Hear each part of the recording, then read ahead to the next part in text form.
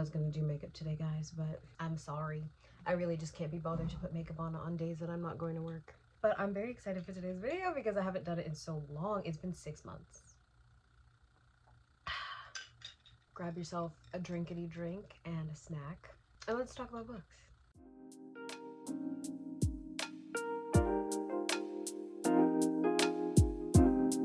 Hello everyone, welcome back to my booktube channel. Today's video is going to be my 3 favorites from Q3 of 2025. Now I did one for Q1 of the year. I was just starting my channel, so I was like, perfect, this will be like 4 guaranteed videos a year. I didn't do one for Q2. I did 3 favorites, January, from February, and from March, 1 for each. And then I did not do one for April, May, or June. I missed Q2, but that's okay. The main reason why I didn't do one, because I had a reasoning, was because in April, I only read 3 books and they were all from the same series. I started my Magnolia Parks journey, and my favorite was The Long Way Home. We know that. In May, I only read 2 books. I reread Binding 13, and then I read Rewind It Back. Having a favorite for May just didn't really seem possible. And then June, obviously my favorite was Releasing 10. So it just felt like I didn't need to make a favorites for Q2 of the year because everything was fairly self-explanatory. So I skipped over Q2. But we are starting again with Q3. And actually, I feel like I kind of want to up it to 5 favorites because currently in front of me, I have 4 books. In July, I had 2 5-stars. August, I had 1 5-star. And then in September, I had 1 5-star. So I have currently 4 books in front of me. I think I want to add 1 more just because there is a book that I really want to talk to you guys about that I feel like I haven't really, and it was a favorite. So of course I want to talk about it. Oh my god, I didn't realize the mess right here. Now we can start. Starting off with July.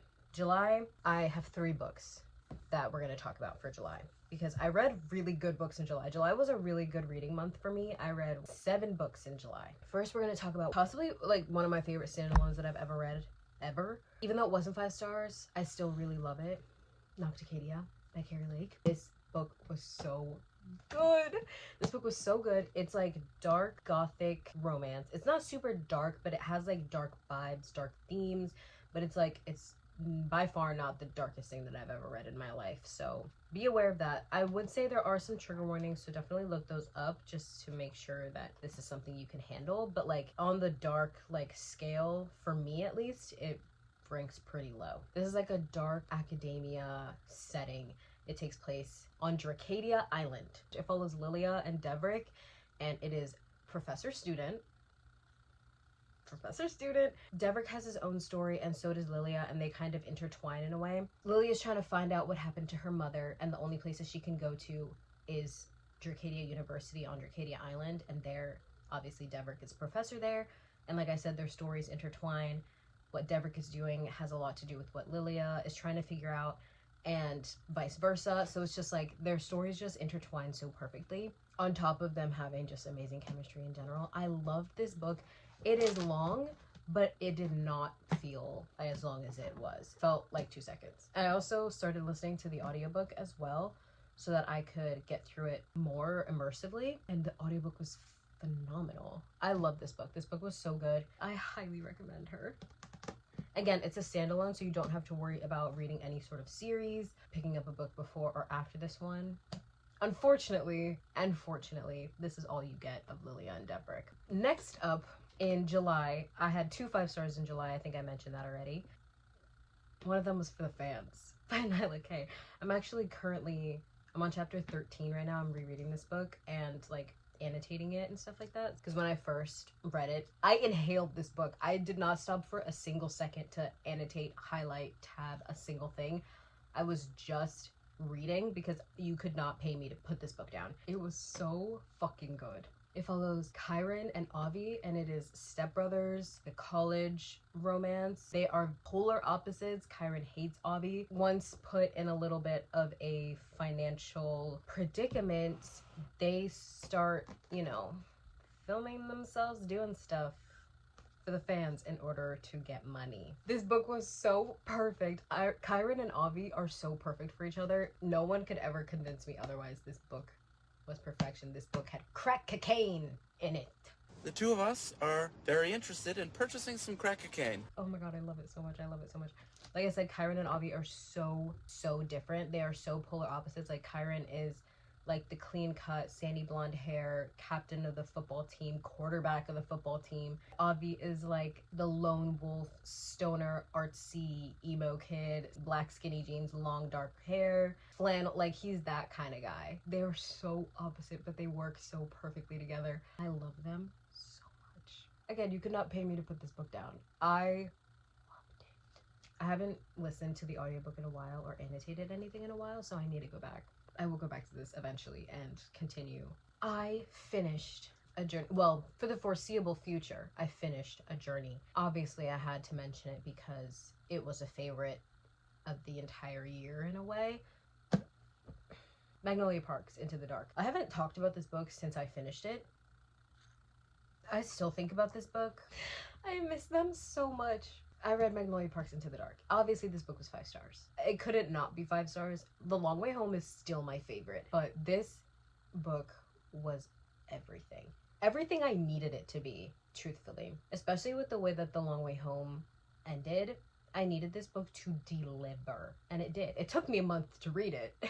But it delivered. I listened to the audiobook. I did everything I could to immerse myself into this book as much as possible because I wanted to feel all of the feels because this is the last Magnolia and BJ book. Like I've said before, I love Daisy and Christian, but Magnolia and BJ just have a special place in my heart. They will always be my favorites. So I needed this book to do a lot, and it did. It did everything that I needed it to. If you don't know, this is the 3rd book in the Magnolia books of the Magnolia Parks universe. It goes Magnolia Parks, Daisy Hates, and then Magnolia Parks, The Long Way Home, and then Daisy Hates, The Great Undoing, and then Magnolia Parks, Into the Dark.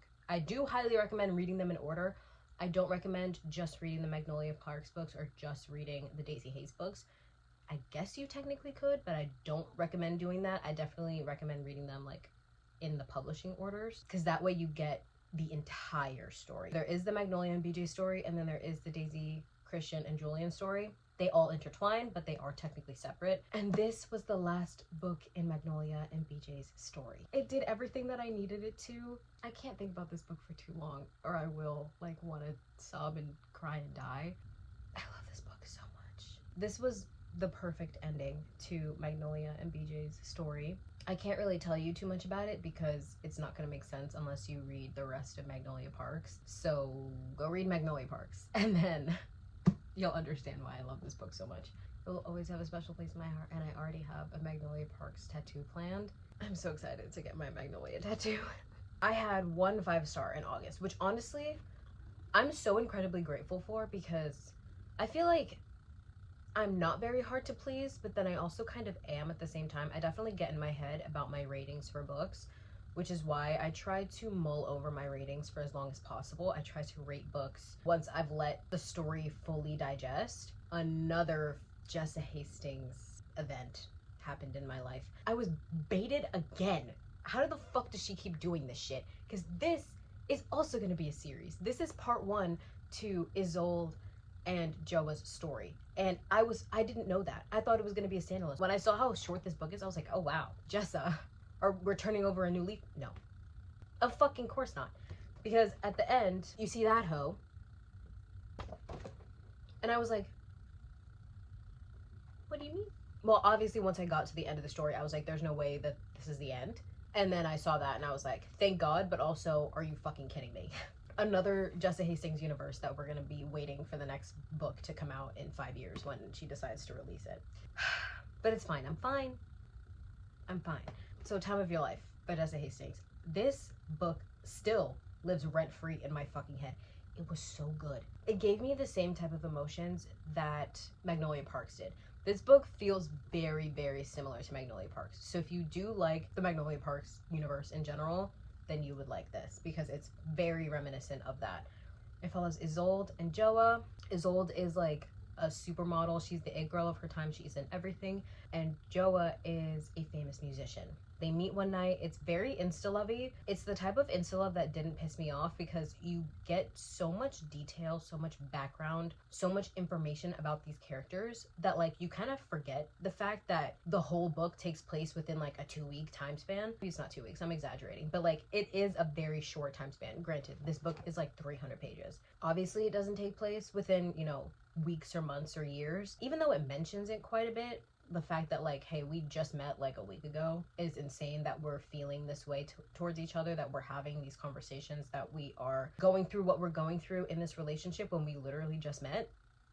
That's mentioned quite a bit, but it didn't feel like that because again, you get so much information about these characters and who they are as people and their pasts in relationships and everything like that, that like every other aspect about how quickly everything was moving kind of like falls into the background. It was so good. It was so good. This book made me feel every type of feeling ever. I loved both of the characters. I hated both of the characters.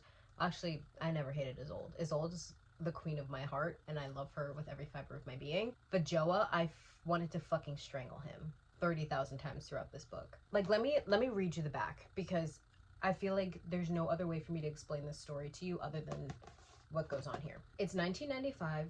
Joa Harrigan is the brash, enigmatic frontman of the biggest band in the world, and Isolde is the iconic face of a generation. She's who people write their songs about, the kind of girl who could ruin a man. He doesn't fall, and she doesn't chase. But from the moment they meet, it's headfirst, reckless, and inevitable.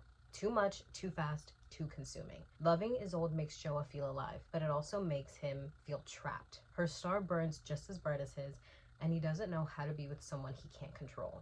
The more he wants her, the more he resents her for it. But fame is corrosive, and so is love. Neither Isolde nor Joa were built to survive both, because some loves don't end, they can't, so they just destroy you. Like, that's...